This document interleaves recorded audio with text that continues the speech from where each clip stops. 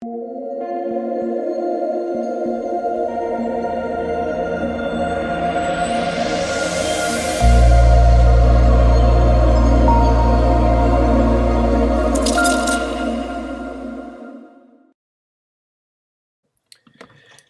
what's going on, guys? It's DK. Back at you with another video here. It's ranking the 3-game CSGO main slate on Sunday. Before I get into the video, if you guys are new to the channel, my name's DK. I make daily videos breaking down NBA, NFL, and esports daily fantasy sports slates. Esports including Call of Duty, League of Legends, and this one, Counter-Strike CSGO. So with that out of the way, let's jump into the video. Before we get into players and the prices for this slate on Sunday, what we can do is look back at my lineup here from Saturday.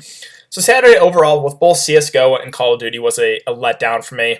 On the Call of Duty side, it was just all the games I targeted went 3-0, unfortunately, which that's kind of the downfall right now in COD DFS is there is definitely some luck involved there with the games you target, whether or not they go 3-0 or not. Well, that's we'll save that for another video. We'll save that for a Call of Duty video, which I will have up probably later tonight whenever they come out with the salaries. So be on the lookout for that. It probably will be again later tonight. But let's review my lineup here from Saturday. So again, kind of a letdown.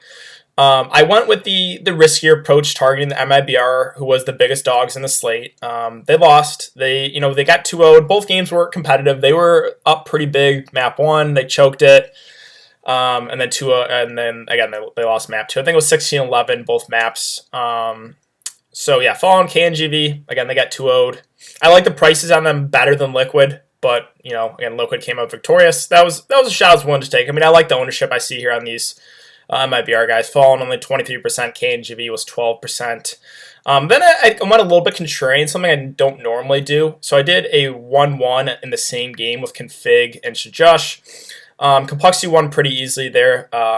Mad Lions have been struggling as well. They got 2-0'd, so that didn't work out great. And then the Mouse Esports guys looked great the first game. They won pretty easily map 1. They were up big, 11-4 map 2. And sure enough, they choke it away. And they lost easily map 3. I think they lost like 16-2. It was just one of those, a day to forget for me, for sure, in both CSGO and Call of Duty.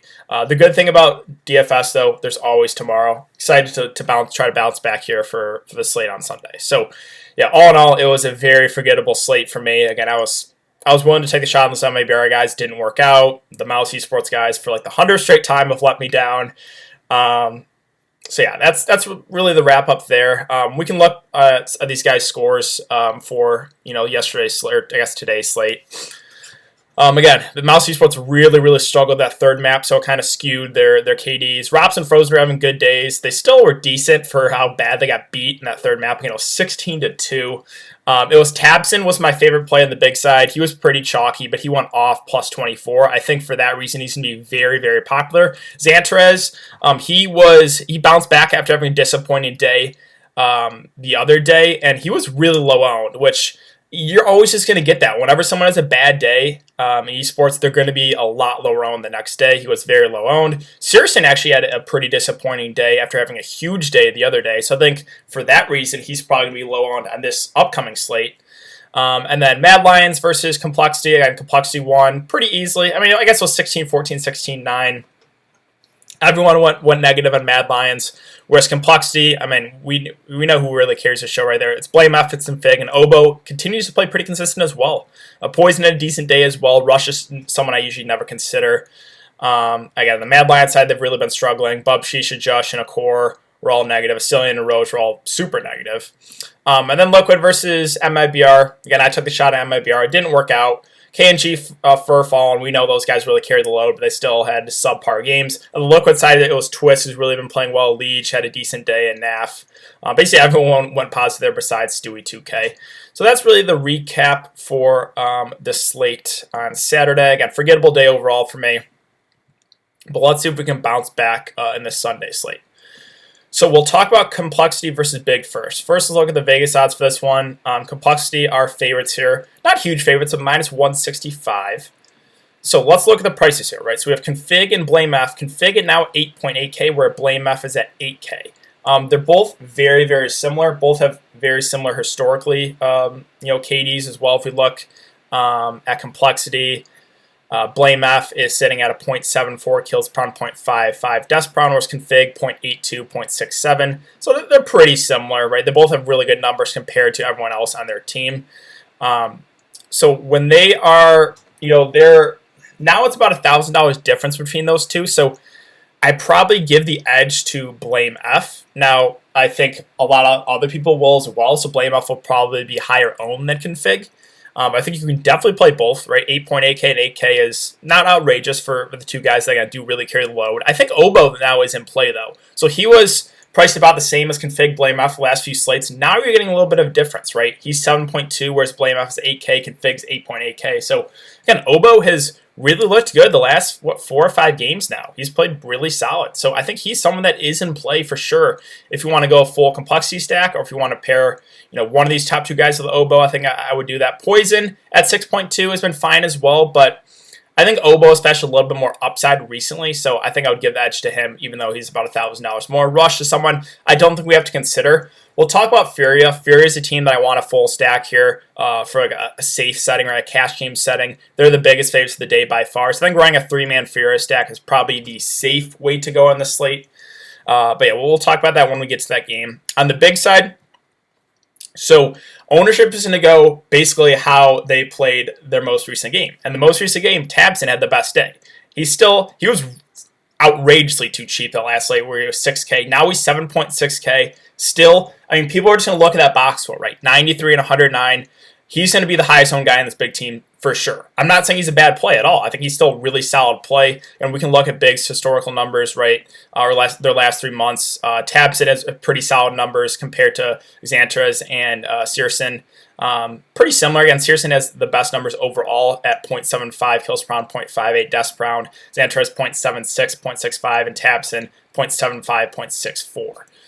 So, just going off those last 2 games, I think Tabson will be the highest owned. Again, not saying he's a bad play. If you want to pivot, I think Searson and Xantras are great pivots. You can play a couple of them if you want to go this route. I think Complexity will be higher owned. Both teams have been playing well, but since Complexity are favorites, basically every single time we'll see whoever is the team that's favored is just going to be higher owned. So another game I really do think could go either way with Complexity and Big. Again, the big guys I think will be a little bit lower owned. Tabson had the big back-to-back big day, so he'll be the highest owned for sure.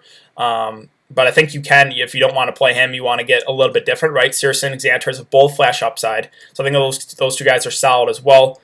I don't think I would consider the bottom 2 guys there. I think there's, again, value. Value I'm probably looking at Furia side. So we'll get to that in a sec with either Art or Vinny. But let's move on to Mad versus Mouse Esports. So 2 teams that have been struggling big time. Both are 0-2. On the Mad side, now we have Shajush is a lot more expensive than Bubsky. Both are very, very similar. Let's see, Mad Lions. So we can go to Mad Lions. Bubsky and Shajush had the best numbers on the team.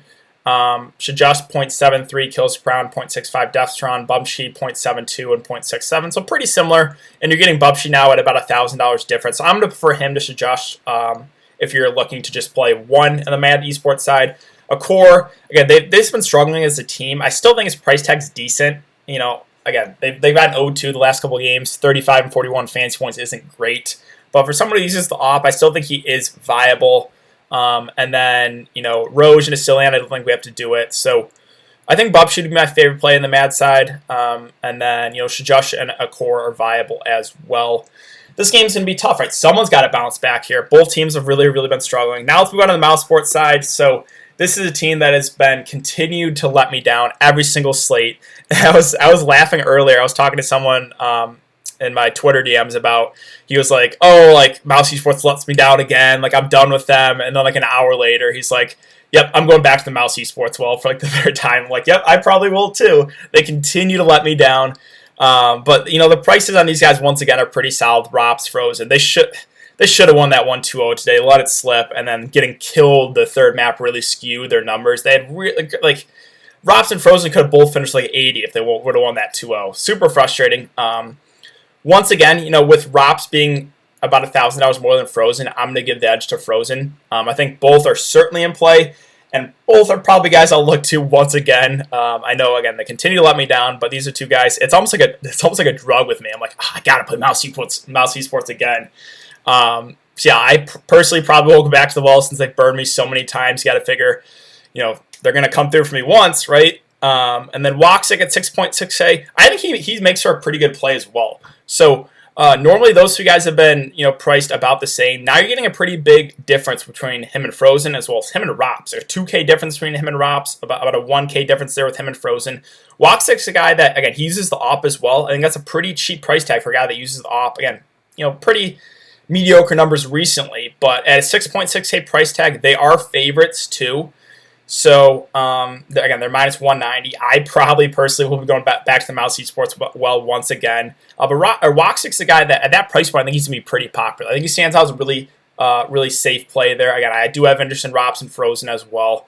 Kerrigan, Chris J, don't think we have to do it. Again, those top three guys do really carry the load there, especially Rops and Frozen. But Woxic, if you're getting him at that big of a discount over those top two guys, I think he makes for a pretty good play. And lastly, we have Contact versus Furia here. Or Chaos versus Furia, I should say, sorry. Furia are huge favorites here at minus 850. Now, we have seen bigger upsets, right? We've seen a lot of huge upsets this last month in CSGO, so anything is possible. Personally, I will be going with probably a 3-man Furia stack, which I think a lot of people will as well. On the Chaos side, I think it's Zeppa is the only guy I'm really considering. He's put up big days even in games they've lost. He had 68 there in a loss there against Team, or they won that one actually against Liquid. They don't have the most recent game up there. But he's someone that, if we're just looking at their historical numbers, he looks really good, right? A .81 kills per round, .64 deaths per round, but compared to everyone else on the team, he really stands out there. So Zeppa would probably be the only guy to consider as a one-off. I think you can run a one-off, right, if they keep it close, maybe even bring to 3 maps, but really that's the only guy I would consider, I think. And then on the Furia side, you gotta like them, right? They're the huge favorites here. Now, sure, again, anything can happen. These guys are going to be super, super chalky, and if you want to get away from them and hope for the upset and get super contrarian, that is viable, right? We've seen bigger upsets. I'm just telling you personally, I'm probably going to go with a 3-man Furia stack. I think the price tags look pretty appealing here. So, Caserado, Yuri, Henny. Caserado at the top at 9K. I mean, he's struggled recently, but this price point stands out. They're huge favorites. I think they should win this one pretty easily. So I like Caserado a lot. This has been up one of my favorite plays. Yuri and Henny are always very similar to me. Very similar plays. Very similar plays. They're very similar numbers as well. And you're getting Henny at about $1,000 discount. Henny also uses the AWP, which is good, right? The most powerful weapon in the game. So I would prefer Henny to Yuri if you're going to make me choose. And then the two value guys I think are in play as well here. Art and Vinny. Normally, guys that I kind of stay away from, but with them Furia being that big of favorites, what you're hoping for here with these guys is you get the 2-0. If you get that 2-0 bonus, which is plus 20, plus 15 for the rounds not played, plus 5 for the round sweep, that does really help those guys out. So as long as they just have like a mediocre day, if they put up like 30 or 40, and you get that 20 round bonus, you can have a pretty decent day for their price tag. So Art at 6.4K, Vinny at 5.4K. I think this is where I'm looking at for value. So I'm probably going to look to get one of these value guys in there and pair them with, two of these guys at the top. So with Art and Vinny, again, they don't have great numbers. Art, .67 kills per round, .74 deaths per round. Vinny, .58 kills per round, .67 deaths per round. So it doesn't look great. But with them being that big of favorites and you're kind of hoping for the 2-0, Art's had some decent numbers, right? Not going to blow you away, but, 50 fantasy points in 3 of the last 4 games. Again, he does have a 75-point outing there against MIBR, so he can have decent days. He's 6.4K. Vinny, again, kind of the same thing. He's not going to have great numbers, but he's had some 60 fantasy point games in here. One against EG, one against Bad News Bears, one against MIBR. So he has it in him. He's 5.4K. Again, this is probably where I'm looking for value. So I feel pretty good about the Furia stack, the 3-man stack. That is going to be popular. Again, if you want to get contrarian, and hope for the upset, you can fade these guys. It's just, I feel pretty good that they can pull off this win. So I'm probably going to go with the 3-man Furia stack, and then probably some Mouse Esports exposure. And then the complexity versus big game is the one that I think it really could go either way. So I'm still a little bit undecided on that route. As far as captains go, and if we're just talking about cash games, if we're just talking about for safety, right, it's definitely Furia for me. It's Furia or Mouse Esports. It's probably those top 3 guys in Mouse Esports or anyone really on the Furia side, right? Because if you throw one of these cheap guys in your captain spot, say you throw Vinny in there, again, you're really hoping for the 2-0 there if you play one of those cheap guys, but if we throw Vinny in the captain spot, you have 8.3k remaining.